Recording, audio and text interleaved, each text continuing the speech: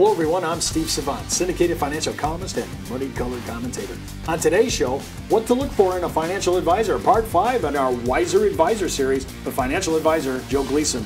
Welcome to our next segment here, Joe, and we talked a little bit about this. Hey, we did a little broker check, we did a little Department of Insurance, but this issue of being fully licensed, we have people, some people are not security licensed. Now, there's two forms of security license. People who actually have a Series 6 or a Series 7, they can sell any security, well, actually 7 can sell any security in the United States.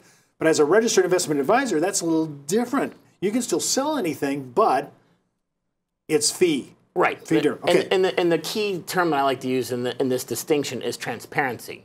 With my licensing, with being the investment advisor representative, I have to be transparent and disclose all fees. Mm-hmm. Now, a broker or someone with a Series 7 or a Series 6, they would probably say the same thing too. I used to have those licenses. I let those go. And so what they would do is give you this thing called a prospectus. Mm-hmm. It's like this big, thick book full of legal jargon and things that would put you to sleep if you read it as a consumer.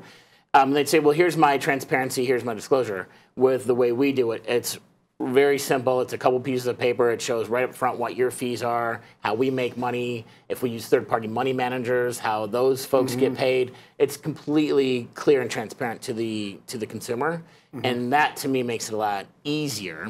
But I got to be licensed to do everything, though. See, like you are. I mean, I guess I'm saying is there distinctions to me. We have people that are only maybe to sell annuity products, and that's all they can. They can't sell any securities. Right. So if I'm the consumer, and I'm looking, one of my key issues are you fully licensed here, so that I can have an access to everything. Right, because if all that you have is a hammer, everyone looks like a nail. I say this all the time. And so if you go to a person who only does stocks, guess what they're going to recommend for you?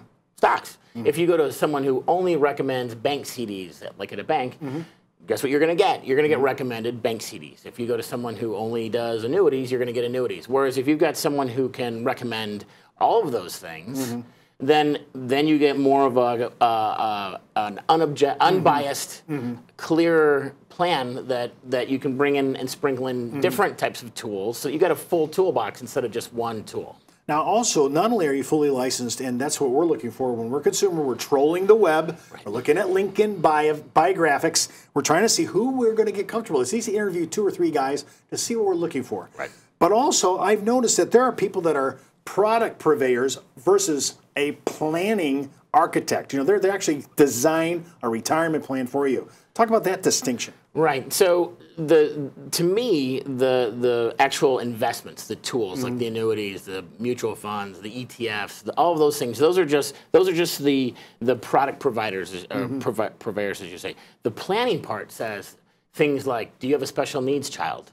Well, that's a little bit different situation for some. Do you have a parent that you're going to be caring for as they age?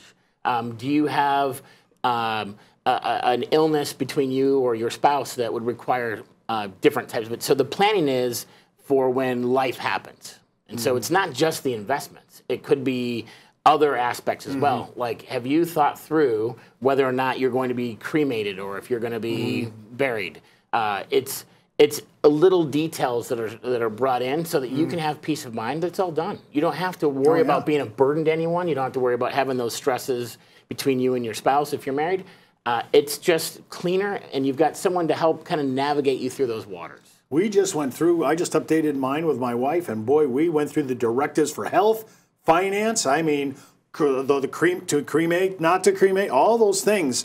And those are things that we have to address, so we can't get around them. And when you get to most of us baby boomers, we have not done a budget in our past life.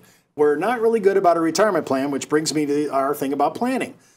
How important, and I'm asking you this straight out, how important is it to have a really good plan that I'm updating I have to have a plan, and I'm updating it every 2 or 3 years? I think it's essential. So it's not an option. I don't think so. No. And I think, I mean, would you, let me ask it this way. If you were going to go on a big countrywide vacation where you, let's say, had an RV and you and your spouse or your family, you were going to go out and set out to, would you have a map? Would you have any navigation? Would you know how much gas you're going to need? Or would you just set out and hope that you made it out? You don't even know where you're going. I mean, I would plan that thing into the ground. Right. You'd want to know, like, where are the hotels if you didn't have an RV? Right. Where are the campgrounds if you're camping? Like, I'd want to know all that stuff. Right. In advance. And to me, not having a plan is the equivalent of setting out on this, national journey without any sort of map or plan, know where the gas stations are, hotels, et cetera. So I see it that way. Well, Joe, I just wrote an article on this last week. If some of you saw it, I got a lot of email on it. Listen, taxes, I think somebody said, Steve, is long-term care, Fidelity put out a report, long-term care is the most #1 expense in retirement. And I said, no, it isn't. It's taxes. So I took the total accumulation of total tax plus the traditional elder care costs that are out there by Fidelity and all these other groups, which are good groups, don't get me wrong. Right. But we always keep thinking, we're so used to taxation, we forget about it. How important, and I'm at Joe, I listen, when you get on a retirement budget, it's tight money. Absolutely. So I need every dime I can get, and I'm not going to get it sometimes because my beta risk is so low in the market, I got to pick it up somewhere else. Right, it's not what you make. My grandpa taught me this from the time I was a young man.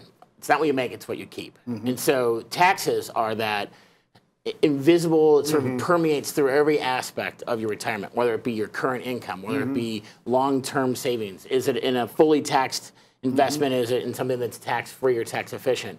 So that question needs to be asked with almost every financial decision that you're making, whether consciously or not. It could be how much my tax is going to be to my kids when I pass away. It's everywhere. And so you're exactly right. It's a huge expense, but it's not thought through as comprehensively as I think it should be in a lot of cases. Listen, the last seminar I was at, I told the audience, I can generally generate 10 to 15% more money in your pocket if you will let the representative, or in your case, you let Joe manage this tax. And of course, he'll have his tax team, people that are into this 24/7.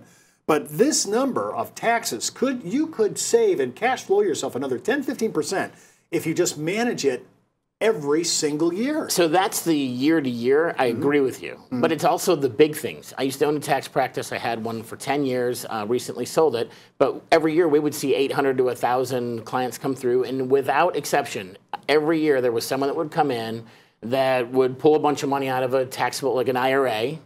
And then come tax time, they would have this big tax bill that nobody really told. No, it said, oh, my advisor told me just to take out 10%. Well, if you take out a big chunk of money, that's going to bump you into higher tax brackets. So nobody really strategized with them. There's people that would come in and say, well, I want to pay off my mortgage, and I want to pull the money out of my IRA or 401k. Well, when we would crunch the numbers for them, they would say, oh, holy cow, I didn't realize. So it's not just the year-over-year costs that you can help save and make more efficient tax-wise. It's the big things, too. So that's why it's important why you need to have things like emergency funds and just a good part of your plan. Well, what I just got out of your 30-second exhortation was you have taxable money in your qualified plans, but I'm going to need some non-taxable, non-qualified monies to kind of match up and take out when I need to do this. Absolutely, yeah. And it needs to be not knee-jerk. It needs to be thought through. I keep going back to this word, and I know that you agree. Plan. You wouldn't want to just randomly go pull a big chunk of money out of something that's going to really hurt you tax-wise. You wouldn't want to go pull something out of your portfolio that income will be impacted 5-10 years down the road when you're in retirement versus working. So planning and measure twice, cut once. We talk about that a lot in our practice too. I've noticed you say this, you're a really big proponent of this, Joe. I mean, they have to be cautious about their transactions. So they're going to sell off a mutual fund. They could be, listen, even if we're in non-qualified monies, the guy has a mutual fund. We didn't do tax harvesting in November. We sit there and we go through this show every time, and everybody that's watching the show sees it every January. I said, did you do your tax harvesting? I said, I can tell by my email you did not do it because now you have a tax bill on a loser mutual fund, and you go, how did that happen? Right, yeah. Joe, this is so important. I mean, I love that your practice, and I love that your background is so heavily in tax.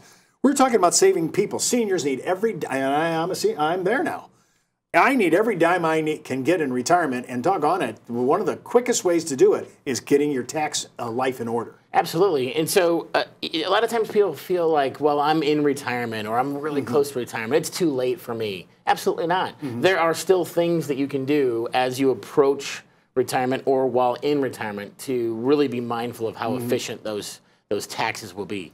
But that said, when you're younger, it's even easier. So there are long-term saving strategies like Roth IRAs, like using cash value life insurance, that when you take those distributions in retirement, it's tax-free.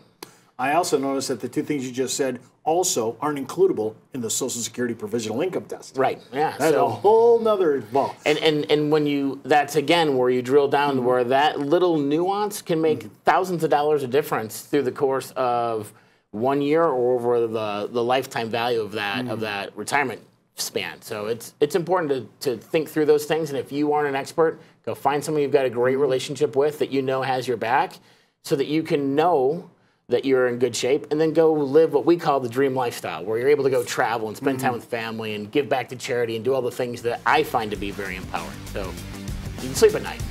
I tell you what, unless you're going to become a tax gamer, you've got to hire an advisor that is into the full-blown comprehensive thinking of what we talked about, including taxes. I hope you enjoyed this series on our Wiser Advisors, and keep in mind, before moving forward with any of the ideas on our show, always check with your tax consultant, legal counsel, financial advisor.